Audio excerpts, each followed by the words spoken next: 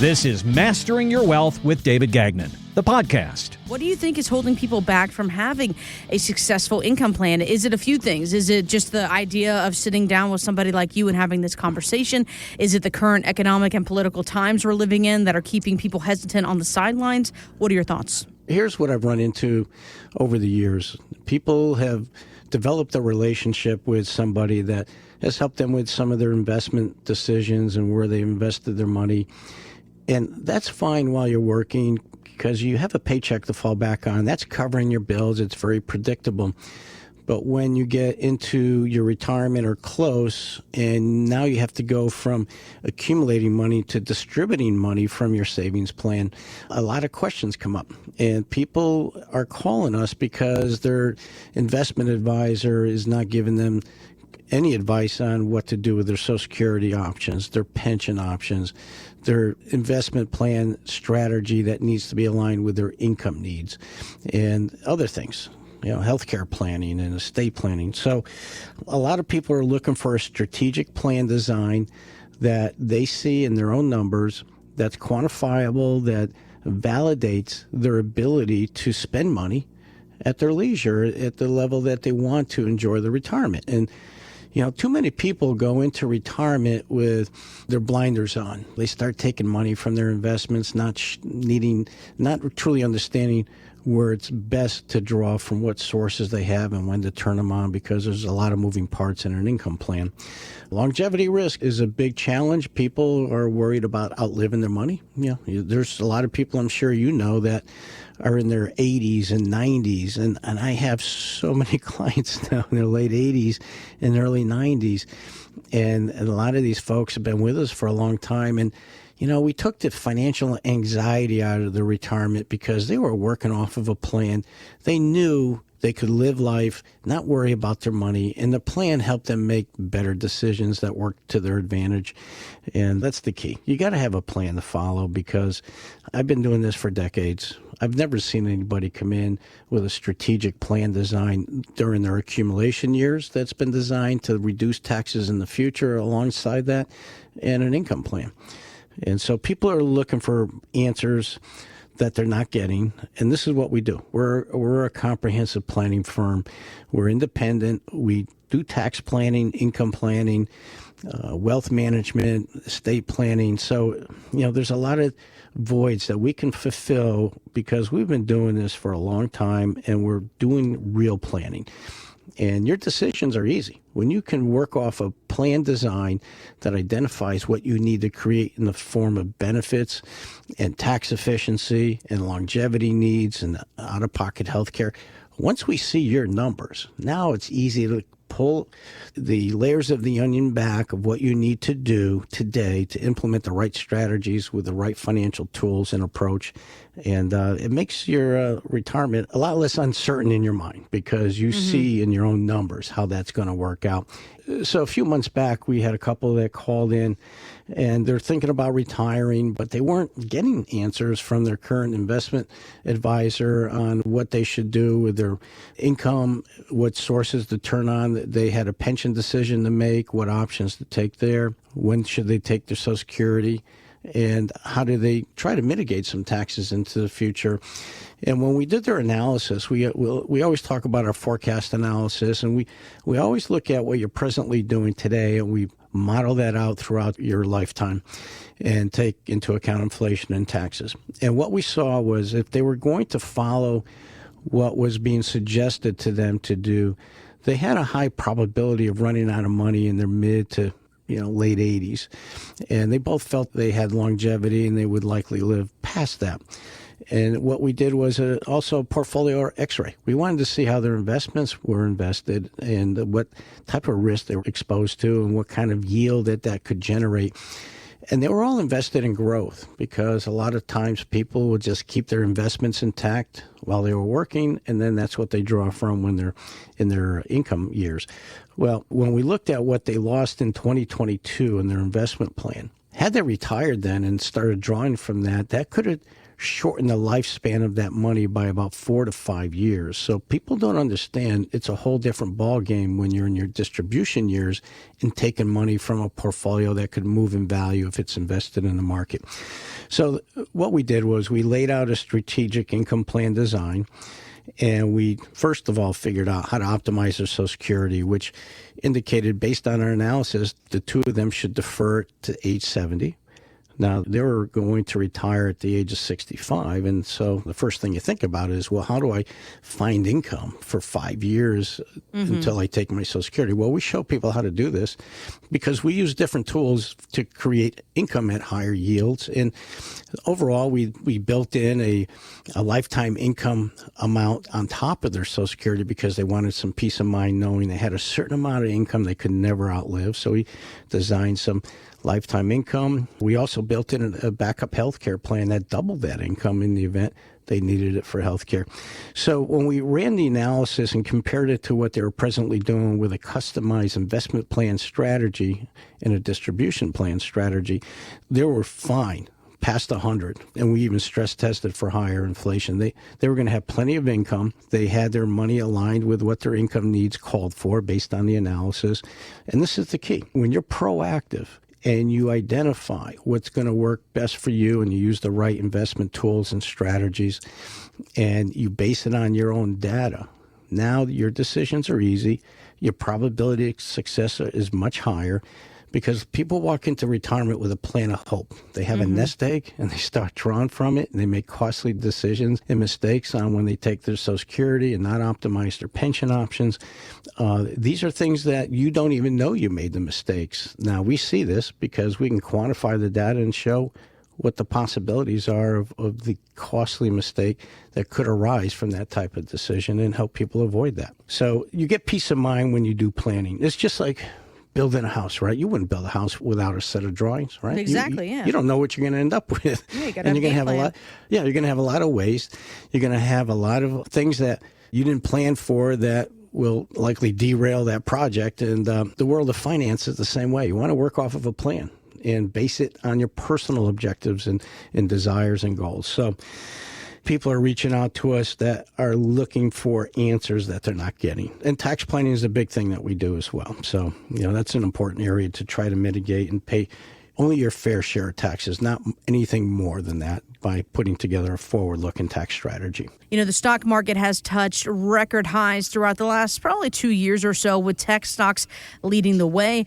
But then you have portfolio manager Keith Gagnon, who tells Yahoo Finance that investors really need to bring an umbrella. I think we're going to have some kind of corrections as we go throughout the year. A 5 to 10% pullback shouldn't be a surprise. So we're warning investors that they need to bring an umbrella, prepare for a little bit of rain. If you were a 60-40 client, a couple of years ago with the big run up in the stock market, now you're more like a 70-30 client. So what we want them to do is rebalance, get back to that 60-40 where your original plan was. So that's what we mean by bringing an umbrella.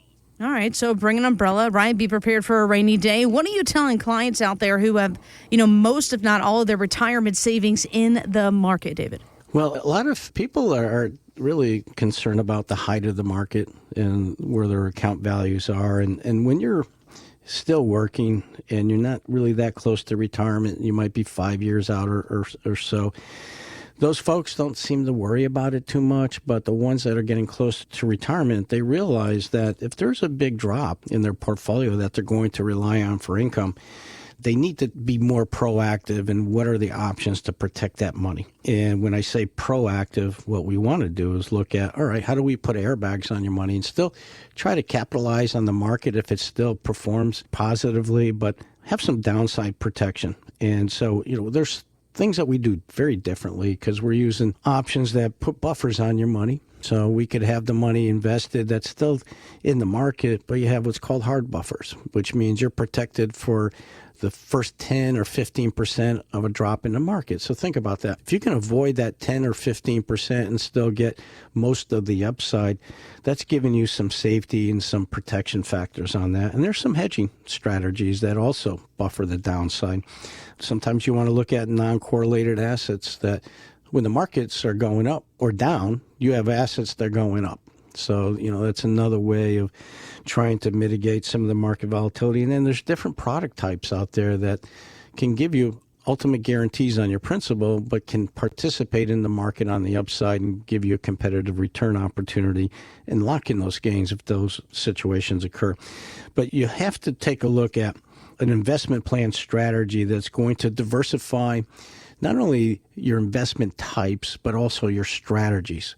And make sure it's aligned with what you need your money to accomplish for you. And so the closer you get to retirement, and if the market is up to where it is today and it drops shortly before retirement, that could change your retirement decisions, not in a good way. You might have to work longer or spend or live on less.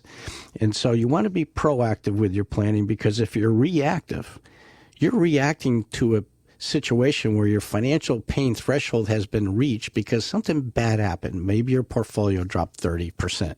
Now people start to look for better alternatives and decisions to make. But at that point, it's too late to usually fix the problem. We're hoping to get to people so we can show them how to avoid those situations. You know, when you retire, you leave lots of things behind, right? You leave the commute, you leave the daily grind, you even leave that alarm clock behind you. But one thing that you keep is a tax bill. I know taxes are, very top of mind right now, especially lots of tax changes possibly coming our way. And in fact, income taxes might be your single largest expense in retirement. David, can you walk us through this tax worry? Well, taxes is something that you can mitigate in the future, but you have to kind of put together an evaluation today to see how do you become more tax efficient by being better tax diversified in where you store and accumulate your money. So if you understand the tax code and you understand the financial tools and how to integrate those two very efficiently together, there are ways to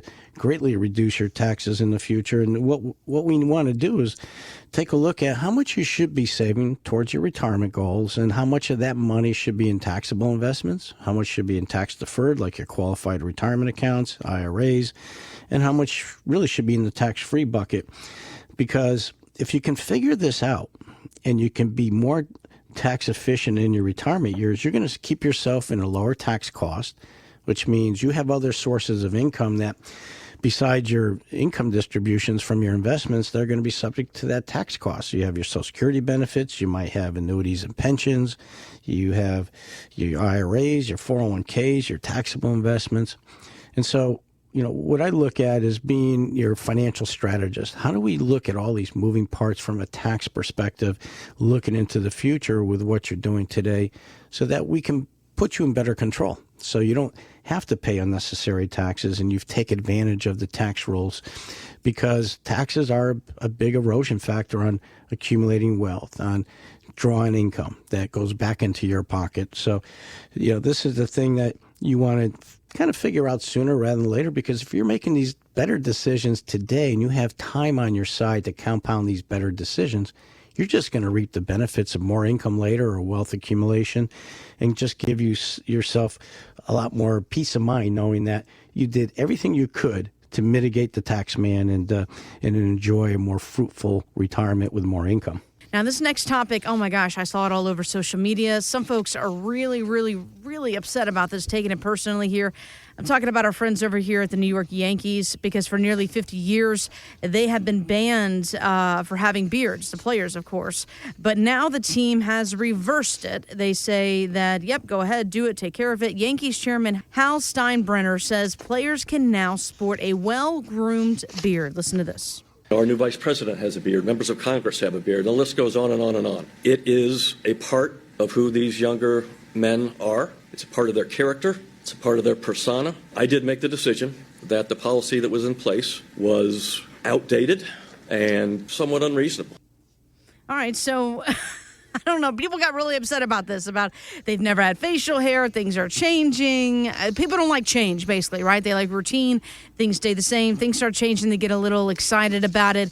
Got me thinking about some, financial strategies that have evolved over the years. We say it all the time. It's not your grandfather's retirement. What would you say are some things to consider that could be outdated when it comes to financial planning? Well, I'll tell you, the 4% rule always comes up in a lot of conversations with folks. And think about that. What the 4% rule really is referring to is when you get to retirement, you should be able to live on 4% of what you saved up to that point throughout your retirement years on top of your Social Security. Well, when you think about that, everybody's 4% number is going to be different depending on how much they've accumulated at that point in time in retirement. And that might not be enough for you to manage your lifestyle and live the way you want in retirement. So I hate these cookie cutter pieces of advice because every plan should be personalized so you know that whatever you're going to save when you get to retirement is going to be the right size of your nest egg to create that income that's going to last as long as you do. A lot of people are trying to fall back on saving a fixed percentage of income, which also kind of corners you into what you're going to be able to live on when you get to retirement. So if you're only saving 5% of your income monthly or any other number, you're also going to be cornering your ability to make that money last as long as you do, and it might be at a spending level that's much less than what you need to live on. So I hate that rule of thumb. And some people think that they can live on a specific dollar amount to retire, but when you have so many variables that affects your money, inflation, healthcare costs, unpredictable market returns, or things that just come out of the blue with your home or major capital purchases or family needs. I mean, kids always seem to come around when they got a big expense problem or they want to get married and they need the wedding paid for. So you have to kind of stress test your planning for those unexpected events. And some people fall under that. They try to follow that 100 minus age rule, which kind of will determine what mix you should have in stocks and fixed income funds. And, if you take the number 100, subtract your age, then that's going to indicate how much you should have in equities and fixed income. And as you get older, obviously more of that money is going to shift over to more fixed income. Well, that might not suffice for your spending needs or your income levels that you're going to need to generate to live comfortably. So I hate these cookie cutter pieces of advice because everything should be personalized. Because if you follow that all your working years, it's too late to kind of fix the problem if you haven't kind of planned accordingly, right? I mean, it's a plan of hope, and you don't want to kind of follow that path and then can't fix it when it's too late when you're in retirement. For more details or to sit down with David for your complimentary financial GPS, visit masteringyourwealthradio.com. Investment advisory services offered through Brookstone Wealth Advisors, LLC, BWA, a registered investment advisor and an affiliate of Brookstone Capital Management, LLC. BWA and First Financial Planners are independent of each other. Insurance products and services are not offered through BWA, but are offered and sold through individually licensed and appointed agents. Information provided is not intended as tax or legal advice and should not be relied on as such. You are encouraged to seek tax or legal advice from an independent professional. Any comments regarding safe and secure products and guaranteed income streams refer only to fixed insurance products. They do not refer in any way to securities or investment advisory products. Fixed insurance and annuity product guarantees are subject to the claims paying ability of the issuing company and are not offered by Brookstone. David Gagnon and First Financial Planners are not affiliated with nor endorsed by the Social Security Administration or any other government agency. Registered investment advisors and investment advisor representatives act as fiduciaries for all of our investment management clients. We have an obligation to act in the best interests of our clients and to make full disclosure of any conflicts of interest. Please refer to our firm brochure of the ADV 2A Item 4 for additional information.